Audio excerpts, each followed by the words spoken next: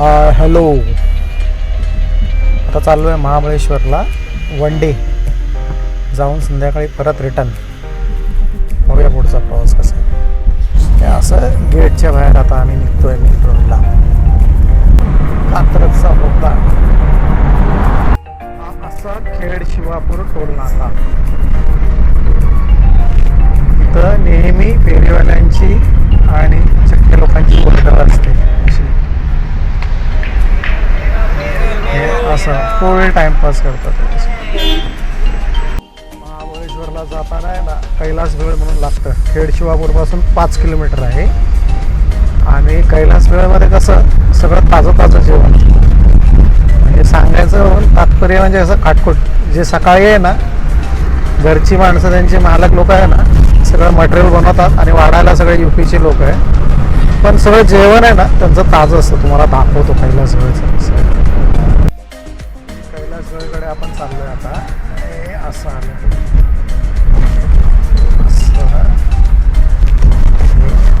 असं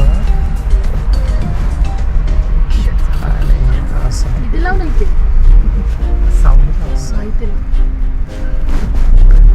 चला पाहूया आतमध्ये कसं आहे.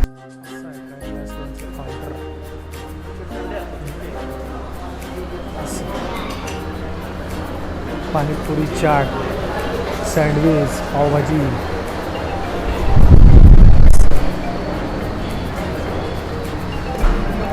पाणीपुरी काउंटर, साऊथ इंडियन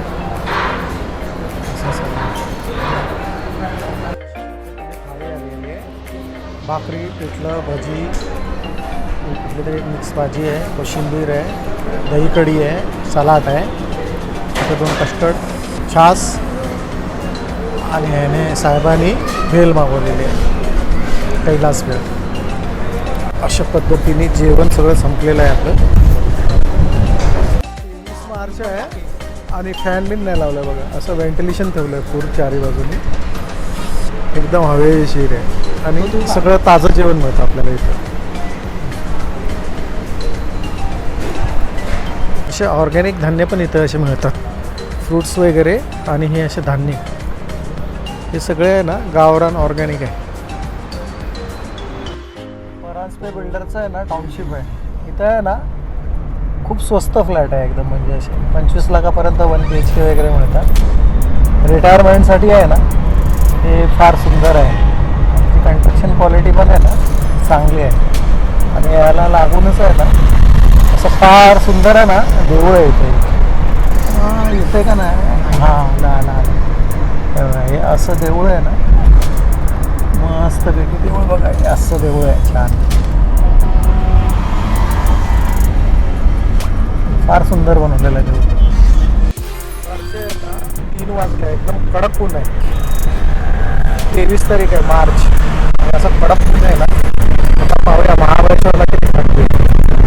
म्हटलं काचा वगैरे ना उघड्या ठेवलेल्या, म्हणजे काय गरमीचा पण आनंद आणि लगेच महाबळेश्वरला गेलं की थंड वातावरण. किती फरक पडतो बघूया जरा. पुन्हा बँगलोर हायवेने जर तुम्ही असा निघाल ना, बँगलोरच्या तर साताराच्या साईडला, तिथं मध्ये नारायणपूर म्हणून लागतं इथे. असं तर नारायणपूरमधून गेलं ना तर टुरिस्ट पॉईंट भरपूर आहे इथं. तुम्हाला प्रति बालाजी लागेल, जेजुरी लागेल, सासवड लागेल, दत्ताचं मंदिर लागेल. महाबळेश्वरमध्ये एंट्री मारलेली आहे आपण पुण्यावरनं. बरोबर 1.5 तास लागलेला आहे. 1.5-2 तासाच्या मध्येच चालू आहे आपण. हे असं वातावरण आहे, थंड वातावरण आहे,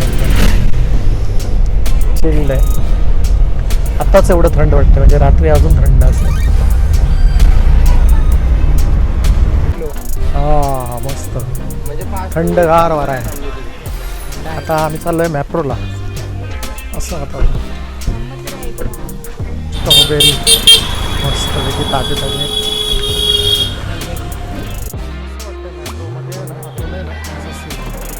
बाहेर यायचं ठिकाण आहे मॉलमध्ये.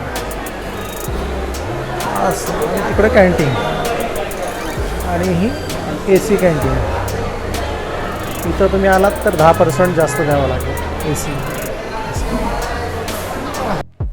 खाकरा फॅक्टरी, तर खाकरा बनवून देतात आपल्याला असं. हे असं. आणि हे लहान मुलांना आहे ना ॲट्रॅक्शन असं आहे, चॉकलेट वगैरे आहे ना, असं एकदम चॉकलेटची विहीर आहे. त्या विहिरीमधनं आहे ना जेवढं पाहिजे तेवढे चॉकलेट काढायचे 200 रुपयामध्ये. हे त्याची गर्दी आहे एवढी सगळी. हे असं आहे ना, हां ते टी व्हीवर दाखवतात आहे ना तसं चॉकलेटचा हौद आहे. हे असं ग्रीशा को बेचना हे असं वा.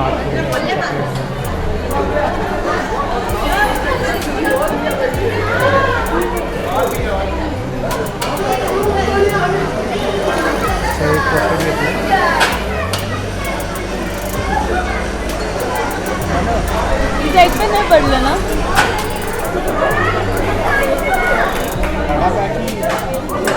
हे मॅप्रोचं आहे ना फेमस ठिकाण आहे. इथं सँडविच, पिझ्झा, आईस्क्रीम हे अशा पद्धतीने बनवतात. हे असं स्टाफ आहे. हे सूपचं ठिकाण आहे. सिटिंग अरेंजमेंट असे असं आम्ही बुक केलेला आहे. आणि आज IPL मॅच बघणार आहे. काय मुंबई असं चेन्नई मॅच बघणार आहे. आणि हे असं हॉटेलच्या बाहेर आमचा यू. ही अशी केळीची झाड आहे, अशी केळी आलेली असं. हे बघा थंडगार हवा येते मार्च महिन्यामध्ये.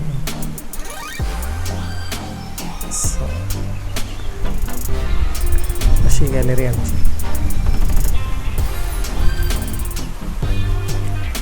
आता सनसेट होणार आहे.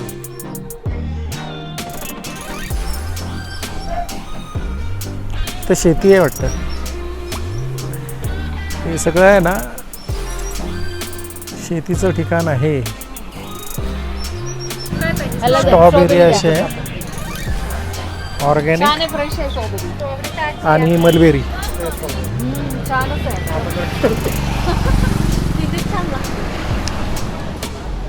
हे असे मलबरी घेतले. आता मलबरी खाणार आहेत आम्ही अशा ठिकाणी.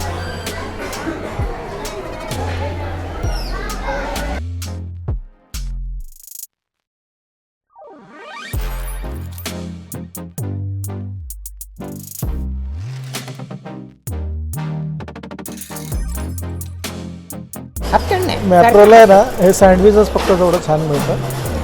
बाकी आईस्क्रीममध्ये काय एवढं दम नाही. पुन्हा एकदा स्ट्रॉबेरी आणि मलबेरी खायला आणली रात्रीचं. असं वातावरण आहे.